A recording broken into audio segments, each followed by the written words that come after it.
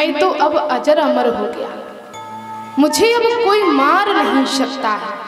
तब हिरण्याकश्यपु ने असुरों को, गंधर्वों को, सर्पों को, देवताओं को, सबको अपने वश में कर लिया, सबको बंदी बना लिया। सभी परेशान हो गए, हे प्रभु इस दुष्ट से मुझे कब मुक्ति मिलेगी, कब दुष्ट ये मरेगा, कब हम लोगों को इससे मुक्ति मिलेगी। हिरण्याकश्यपु का विवाह कयाधु के साथ में हुआ। हिरण्याकश्यपु के 4 पुत्र हैं, हिराद, अनुराध, सहराद और प्रहलाद। सबसे छोटे हैं श्री प्रहलाद जी, गुणों में बड़े ही ग्राही हैं। प्रतिपल प्रतिक्षण भगवान नारायण का नाम इनके मुख पर रखा ही रहता है। नारायण का चिंतन प्रतिपल प्रतिक्षण ही करते रहते हैं। एक दिन हिरण्याकश्यपु को लगा कि प्रहलाद बड़ा हो रहा है, इसको पढ़ने के लिए गुरुकुल भेजा जाए। तब हिरण्याकश्यपु ने प्रहलाद जी को चंडामर्क जी के यहाँ भेज दिया और जाकर के कहा कि आप हमारे बेटे को दैत्य नीति सिखाओ।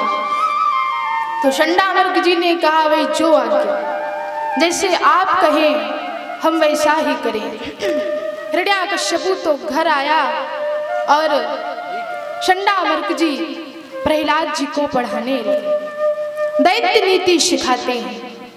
जैसा जैसा चंडामर्क जी प्रहलाद जी को पढ़ाते हैं, ठीक वैसा ही वैसा अपने गुरुदेव को प्रहलाद जी सुना देते हैं।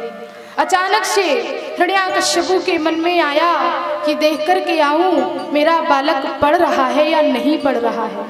अचानक से हिरण्याकश्यपु चंडामर्क जी के यहाँ पहुंचा और प्रहलाद जी ने देखा कि पिताजी आए हैं।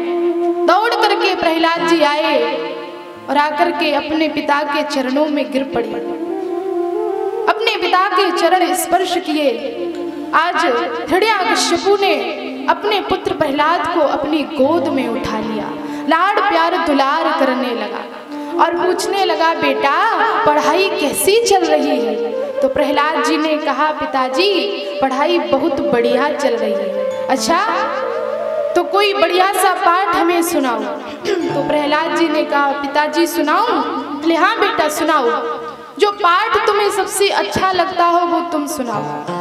तो प्रहलाद जी कहते हैं, पिताजी ये संसार जो है ना वो अंध कुआं है। इस संसार में आकर के जीव मैं और मेरे के चक्कर में फंस जाता है, लेकिन इस संसार सागर में आकर के जीवन उसी का सार्थक है, जीवन उसी का सफल है जो परब्रह्म परमेश्वर परमात्मा का चिंतन करता है, जो भगवान का प्रतिपल प्रतिक्षण स्मरण करता है। जैसे ही हिरण्याकश्यपु ने सुना तो प्रहलाद जी को अपनी गोद से नीचे उतार दिया और प्रहलाद से कहा, बेटा प्रहलाद जाओ, तुम भीतर जाओ और भीतर से अपने गुरुदेव को भेजो। प्रहलाद जी दौड़ते हुए गए, गुरुजी का हाथ पकड़ा। गुरुजी बोले हाँ। बोले पिताजी आपको बुला रहे हैं, बाहर पिताजी आए हैं। चंडामर्क जी घबरा गए। दौड़ते हुए चंडामर्क जी आए और आकर के हिरण्याकश्यपु से कहने लगे, अरे अरे आपने तो आने की कोई सूचना नहीं दी, कोई संदेश नहीं दिया महाराज, अचानक से कैसे आना हुआ? तो हिरण्याकश्यपु बोला, ये तो हम बाद में बताएंगे, लेकिन ये बताओ तुम हमारे पुत्र को क्या सिखा रहे हो? तो कहा, महाराज जो आपने बताया है हम वही आपके पुत्र को सिखा रहे हैं।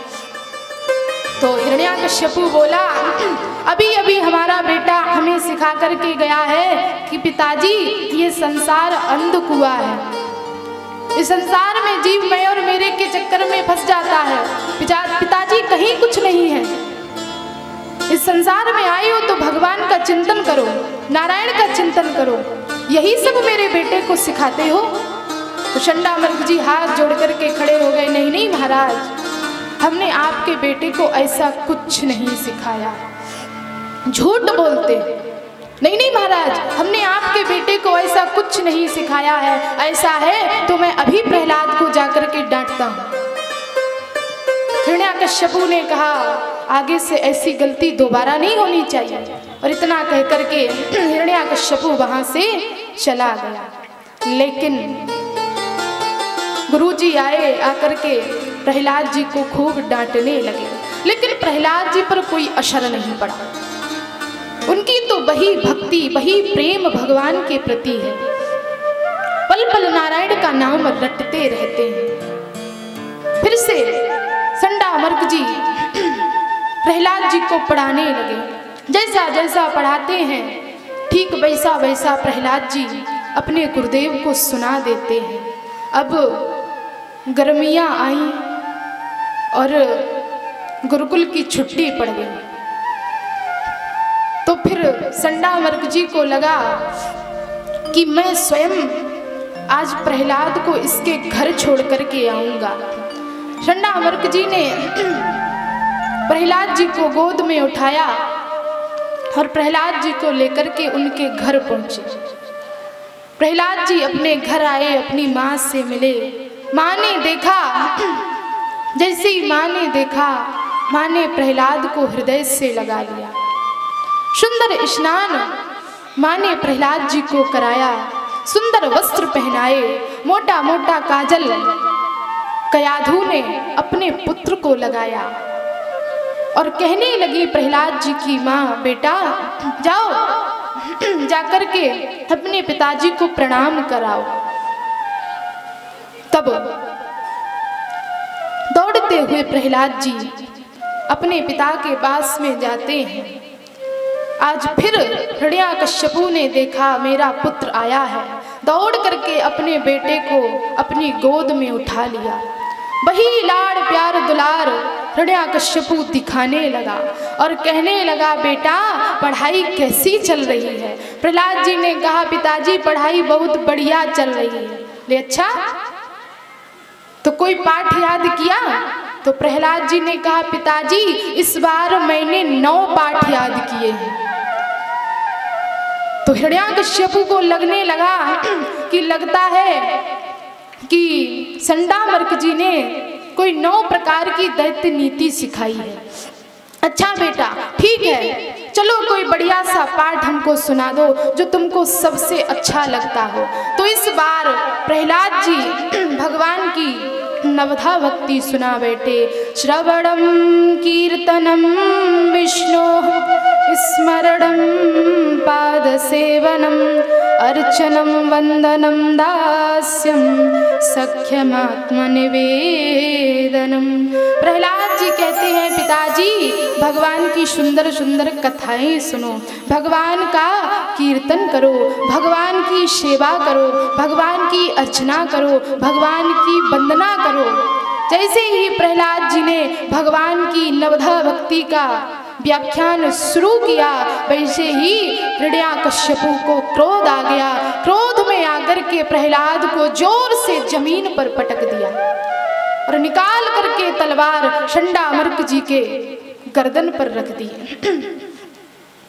और कहने लगा, हिरण्याकश्यपु हमारे बेटे को तुम यही सब सिखाते हो? आज मैं तुमको नहीं छोड़ूंगा। संडामर्क जी घबराने लगे। महाराज आप किसी की भी सौगंध ले लें, आपके बेटे को हमने ऐसा कुछ नहीं पढ़ाया है और हमारे अतिरिक्त आपके बेटे को कोई और पढ़ाता भी नहीं है। हमारे विद्यालय में ऐसी कोई पुस्तक नहीं है जिसमें ये सब लिखा हो।